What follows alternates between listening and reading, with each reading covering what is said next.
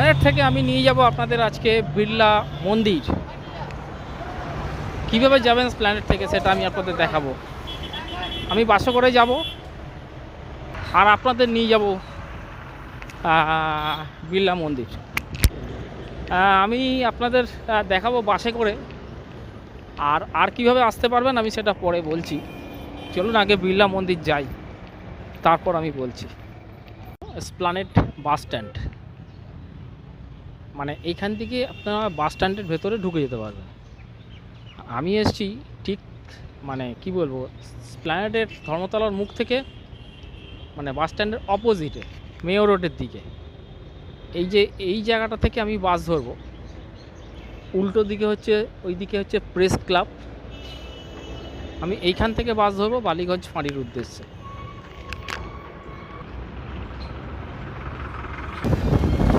উঠে পড়লাম বাসে, মিনি বাস।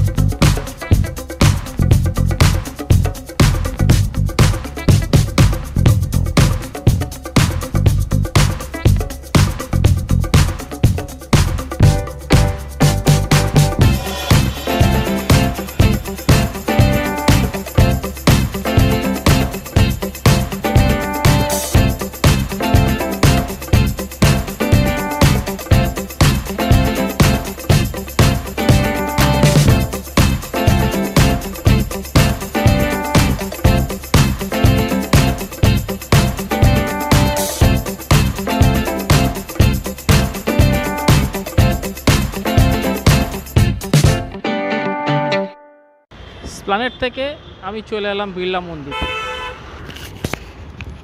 আমি যাচ্ছি বিড়লা মন্দির। বিড়লা মন্দির স্টপ আছে, বাস স্টপ।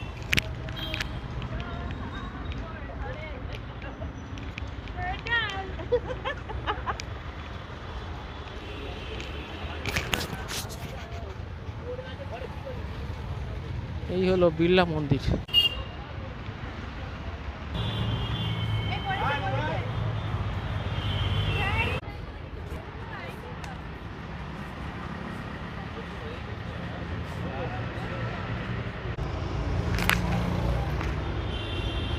এই হচ্ছে বিড়লা মন্দির। ভেতরে ছবি তোলা নিষেধ, আমি ভেতরে যেতে পারছি না, আপনাদের এইভাবে দেখিয়ে দিলাম।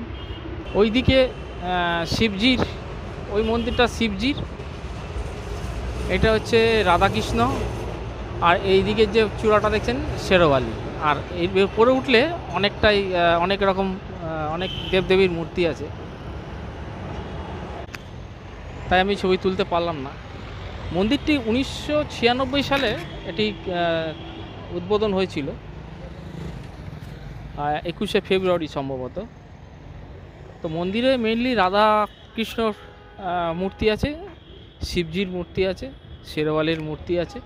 খুবই সুন্দর মূর্তি, দেখলে আপনার মন ভরে যাবে। আর মন্দিরটা তো অসাধারণ, এবং আরও অনেক মূর্তি আছে।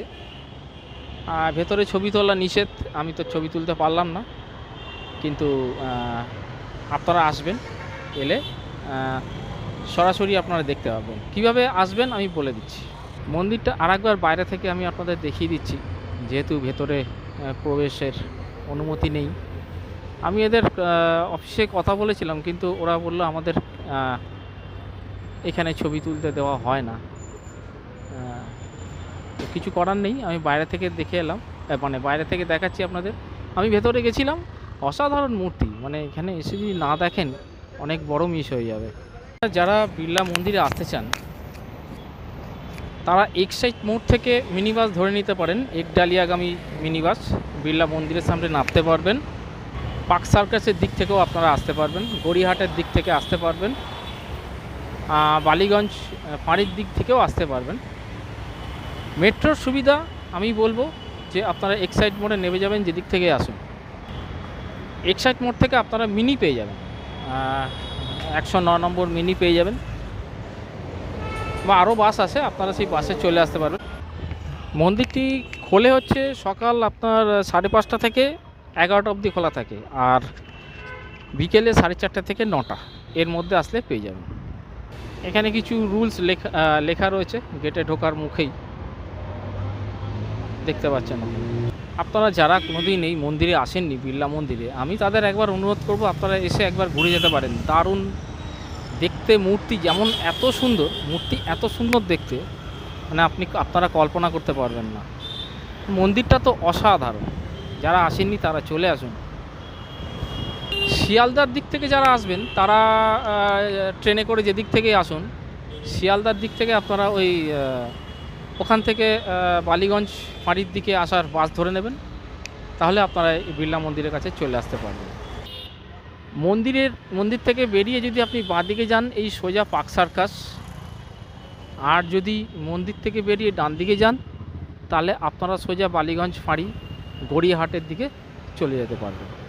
আমি প্রান্তোষ, আপনাদের দেখালাম বিড়লা মন্দির বাইরে থেকে, ভেতরে ঢোকার নিষেধ, অনুমতি নেই। আপনারা এখানে চলে আসবেন, এই মন্দিরটি দর্শন করবেন। অসাধারণ মন্দির, কলকাতার মধ্যে এত সুন্দর মন্দির ভাবা যায় না। 1996 সালে এটি ইনঅগারেশন হয়েছিল, অনেক দিনই হয়ে গেল। তো যারা দেখেননি তারা অবশ্যই একবার চলে আসুন, দেখুন এই মন্দিরটাকে। আমি এই অবধি আপনাদের দেখালাম, মন্দিরের ভেতর দেখাতে পারলাম না, আমি দেখে এসেছি, আপনাদের দেখাতে পারলাম না। আজকের এই ব্লগটা এখানেই শেষ করছি। বেঙ্গলি প্রান্তোষ ব্লগ চ্যানেলটিকে আপনারা সাবস্ক্রাইব করবেন, লাইক শেয়ার কমেন্ট করবেন, সঙ্গে থাকবেন, আমার ভিডিওগুলো দেখতে থাকুন। আমি অনেক কিছু আরও ভিডিও নিয়ে আসবো। মন্দিরটা বাইরের রাস্তা থেকে এরকম দেখতে অসাধারণ লাগছে। এইখানে একটা, ওই যে লোকগুলো বেরোলো, ওখানে একটা হল আছে, সিকিউরিটি দাঁড়িয়ে আছে ওখানে। ওই হলটা আপনারা ভাড়া নিতে পারেন, সেটা এখানে এসে যোগাযোগ করতে পারেন। নিচে বেসমেন্ট আছে, মানে বেসমেন্ট মানে নিচে হল আছে। এই যে এত বড় একটা মন্দির, তার নিচে কিন্তু হল তৈরি করা আছে আন্ডারগ্রাউন্ড, সেটাকে ভাড়া নেওয়া যায়। আপনার যদি কারোর দরকার হয়, মন্দির কর্তৃপক্ষের সঙ্গে এসে কথা বলতে পারেন।